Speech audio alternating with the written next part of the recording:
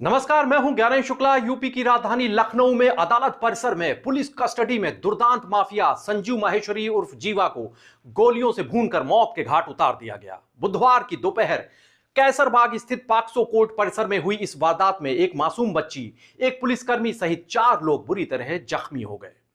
कानून व्यवस्था को चुनौती देने वाली इस घटना से अधिवक्ताओं में खासा आक्रोश फैल गया है। वे धरने पर बैठकर पुलिस की लचर कार्यशैली का विरोध कर रहे हैं।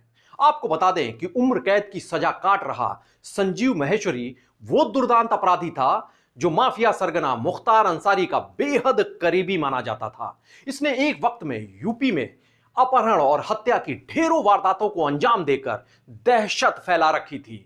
पहले इसने बीएसपी सुप्रीमो मायावती के रक्षक माने जाने वाले बीजेपी नेता की हत्या की, फिर बीजेपी के ही एक और विधायक को गोलियों से छलनी कर दिया।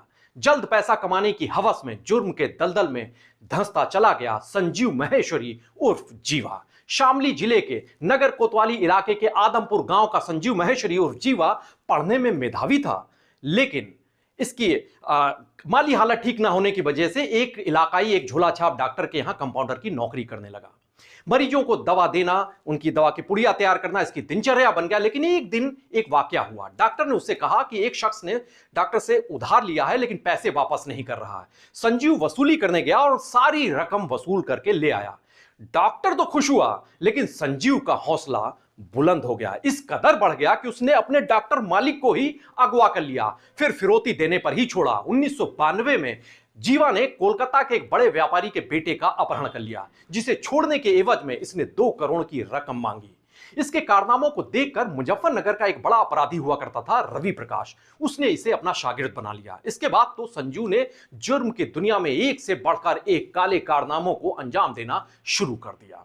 कुछ ही दिनों में ये इतना मनबड़ हो गया, इसने हरिद्वार के एक नाजिम गैंग को ज्वाइन किया। उसके बाद सत्येंद्र बरनाला नाम के एक गैंगस्टर के साथ ये जुड़ा। इस दौरान इसकी महत्वाकांक्षाएं लगातार बढ़ती जा रही थी। इसने अपना एक खुद का गैंग बना लिया, जिसके जरिए इसने अपहरण, लूट, हत्या की कई संगीन वारदातों को अंजाम देना शुरू किया। फरवरी 1997 को इसने उन ब्रह्मदत्त द्विवेदी को मौत के घाट उतार दिया, जिन्होंने 1995 में लखनऊ गेस्ट हाउस कांड में बसपा सुप्रीमो मायावती की जान बचाई थी। मायावती जिन्हें अपना भाई मानती थी, फर्रुखाबाद जिले में एक तिलक समारोह से लौट रहे थे ब्रह्मदत्त द्विवेदी। उस वक्त उन पर ताबड़तोड़ गोलियां दागकर मौत की नींद सुला दिया गया। इसी दौरान द्विवेदी के गनर बीके तिवारी की भी मौत हो गई। इसके बाद माफिया मुख्तार अंसारी का ये करीबी हो गया, उसकी नजरों में चढ़ गया। इस दुर्दांत अपराधी ने साल 2005 में बीजेपी विधायक कृष्णानंद राय को गोलियों से छलनी कर दिया। उत्तर प्रदेश को हिला देने वाली इस वारदात में 400 राउंड गोलियां दागी गई थीं। मुख्य आरोपी के तौर पर मुख्तार अंसारी, मुन्ना बजरंगी और संजीव माहेश्वरी जीवा का नाम सामने आया, लेकिन ये सभी आरोपी कानूनी पेंचों की मदद से दिल्ली की सीबीआई कोर्ट से बरी होने में कामयाब हो गए। कानून से खिलवाड़ करने वाला संजीव माहेश्वरी जीवा को ब्रह्मदत्त द्विवेदी हत्याकांड में उम्र कैद की सजा मिल गई। लखनऊ सेंट्रल जेल में यह सजा काट रहा था। जीवा पर 2 दर्जन से ज्यादा मुकदमे दर्ज हुए थे, जिनमें 17 मामलों में यह कानून की खामियों का फायदा उठाकर बरी भी हो गया था, जबकि उसके गैंग में माना जाता था कि 35 से ज्यादा उसके सदस्य काम करते हैं। यूं तो जीवा जेल की सलाखों के पीछे तो रह रहा था एक लंबे वक्त से, लेकिन जेल के पीछे सलाखें भी इसको रोक नहीं पा रही थी। वहीं से ये अपने काले कारोबार अंजाम दे रहा था। साल 2013 में बाराबंकी की जेल में ये बंद था। उस वक्त एक स्टिंग ऑपरेशन सामने आया, जिसमें जीवा की बैरक में ऐशो आराम की तमाम सुविधाएं मौजूद नजर आ रही थीं। उससे मिलने दर्जनों लोग बिना किसी लिखा पढ़ी के पहुंचते थे। कई व्यापारियों को तो कहा जाता है कि उसने जेल की बैरक में ही बुलाया, वहीं पर धमकाकर रंगदारी वसूली। जेल में रहने के दौरान ही इसने गुर्गों की मदद से 2017 में हरिद्वार के एक कंबल व्यापारी थे अभिषेक दीक्षित, उनको गोलियों से भुनवा दिया। कहा जाता कि उस वक्त टारगेट कोई और शख्स था, लेकिन पहचान में गड़बड़ी होने की वजह से अभिषेक को मार दिया गया। इस कांड के शूटर मुजाहिद, शाहरुख उर्फ पठान और विवेक ठाकुर उर्फ विक्की को गिरफ्तार किया गया। इन्होंने बताया कि मैनपुरी जेल में बंद जीवा के इशारे पर ही इस वारदात को उन्होंने अंजाम दिया था। साल 2017 में इसकी पत्नी पायल ने रालोद के टिकट से विधानसभा का चुनाव भी लड़ा था, लेकिन चुनाव हार गई थी। हालांकि माफिया सरगना मुन्ना बजरंगी जब उसकी जेल में हत्या हो गई थी, उसके बाद से यह दहशत जदा हो गया। 2021 में इसकी पत्नी ने बाकायदा चीफ जस्टिस ऑफ इंडिया को एक पत्र लिखा, जिसमें इसकी जान को खतरा बताते हुए मदद की गुहार लगाई थी। योगी सरकार जब से कायम हुई उस पर लगातार शिकंजा कसता चला गया।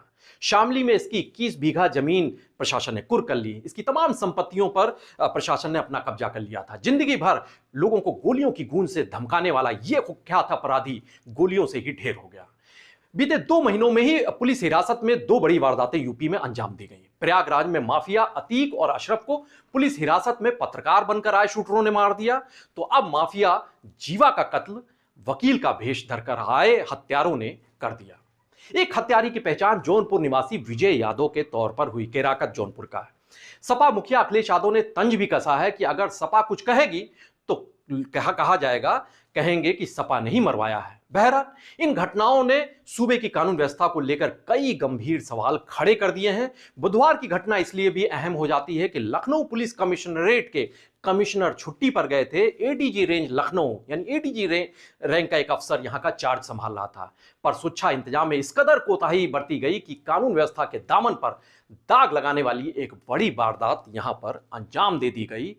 ये योगी सरकार के लिए निश्चित तौर से एक बड़ा सरदर्द ये वारदात बनकर उभरी है।